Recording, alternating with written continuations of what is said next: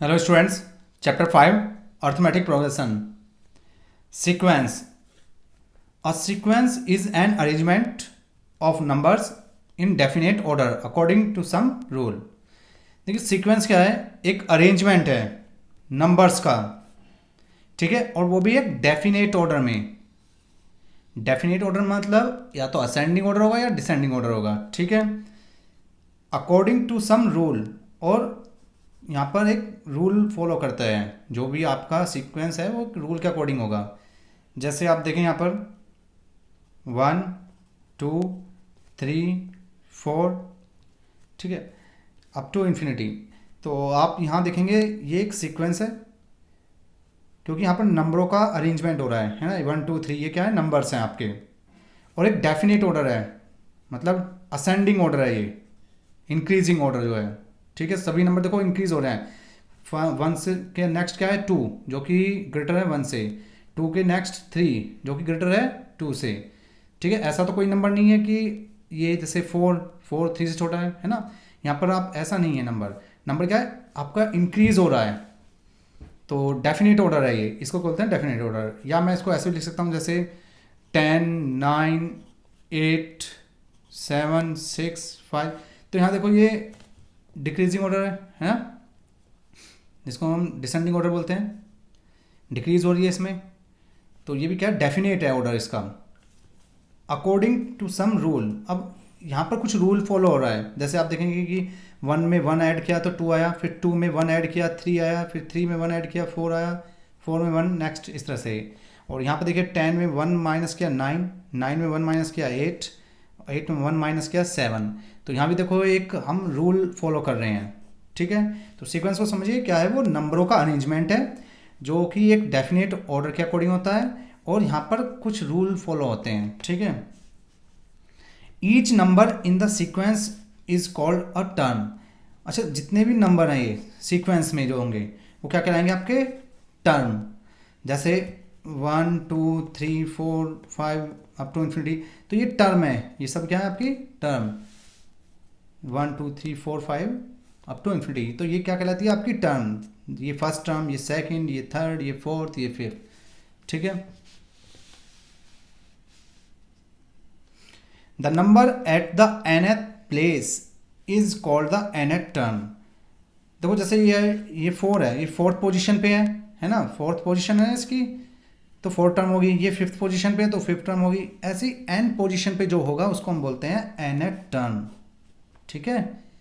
nवीं position पे जो number होगा nth टर्म बोलेंगे, उसको क्या बोलेंगे, nth term of the sequence, and is denoted by an। और इसको किससे डिनोट किया जाता है, an से, जिसको हम जर्नल टर्म भी बोलते हैं। जर्नल टर्म इसलिए क्योंकि यहाँ पर अगर आप जैसे an है, तो आप n की जगह आप नेचुरल नंबर पुट करते चले जाइए, तो आपको जो भी टर्म्स है वो मिलती चली जाएगी। जैसे हमने n की जगह 1 पुट किया तो a1 फर्स्ट टर्म आ गई आपकी, 2 पुट करिए तो सेकंड टर्म आ गई, ठीक है। इसलिए हम इसको क्या बोलते हैं, जर्नल टर्म।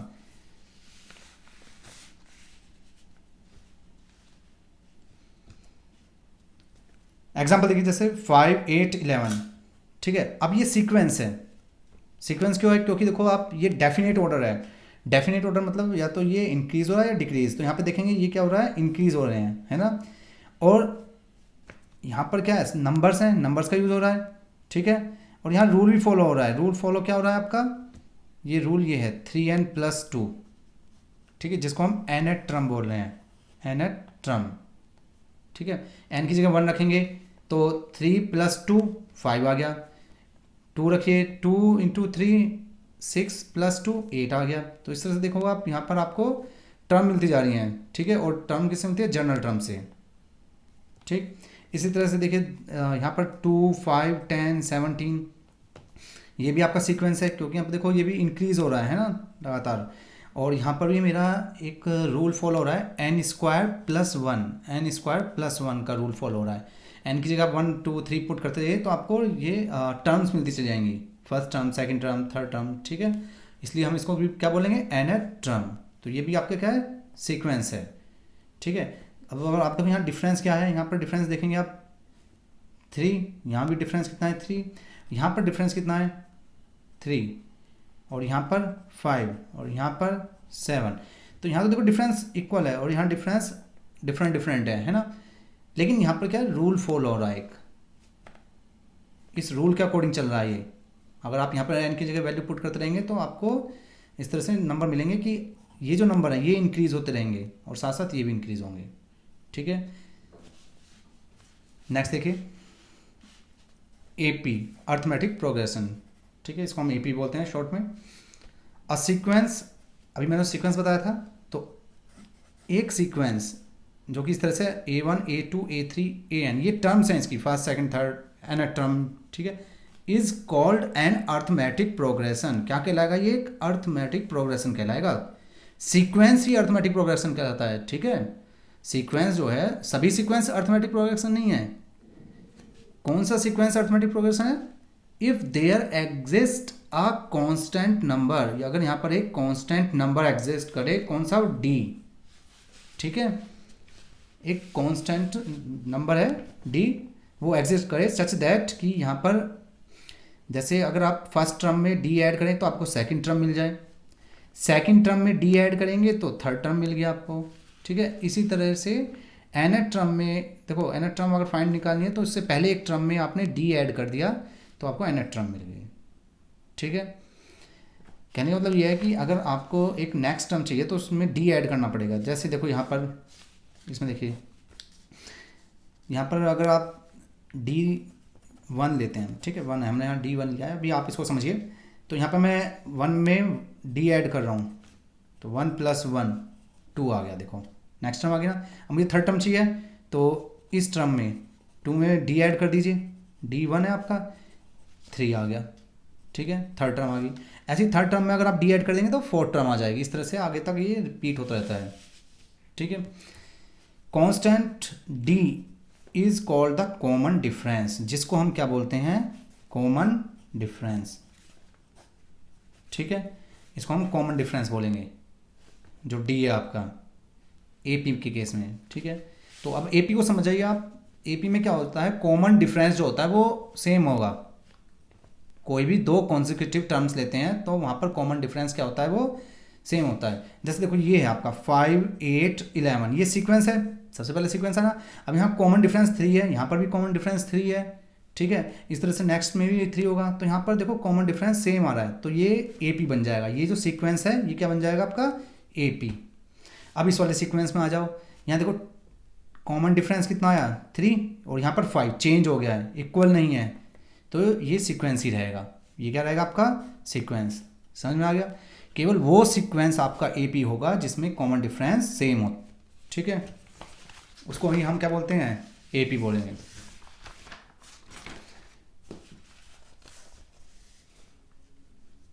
यहाँ देखिए, if the first term is A, अगर फर्स्ट टर्म आपकी A है and the common difference is D, और कॉमन डिफरेंस क्या है आपका, D, then A + D, A + 2D, A + 3D is an arithmetic progression. तो हम AP को देखो इस तरह से भी शो कर सकते हैं कि फर्स्ट टर्म ये होगी, सेकंड टर्म ये होगी, थर्ड टर्म ये, फोर्थ टर्म ये। ठीक है, आप यहाँ ध्यान से देखें तो देखो सेकंड टर्म में हमने D ऐड किया। ठीक है, फिर मैंने क्या किया, सेकंड टर्म में अगेन D ऐड करा तो कितना हो गया, 2D। देखिए ये फर्स्ट टर्म थी मेरी। ठीक है, फर्स्ट टर्म में मैंने कॉमन डिफरेंस जो मेरा D था तो A + D, सेकंड टर्म आ गई है। अब मुझे थर्ड टर्म फाइंड करनी है तो सेकंड टर्म में D ऐड करूँगा तो A + D + D कितना हुआ, A + 2D, ये आ गया आपका। अब थर्ड टर्म फाइंड करनी है तो A + 2D + D, again D add, common difference add कर दो तो कितना हुआ, ये A + 3D। तो इस तरह से आपके ये टर्म्स आती चली जाएंगी। ठीक है, first term, second term, third term. समझ में आ गया, तो हम AP को इस तरह से भी शो कर सकते हैं। ठीक है, थैंक यू।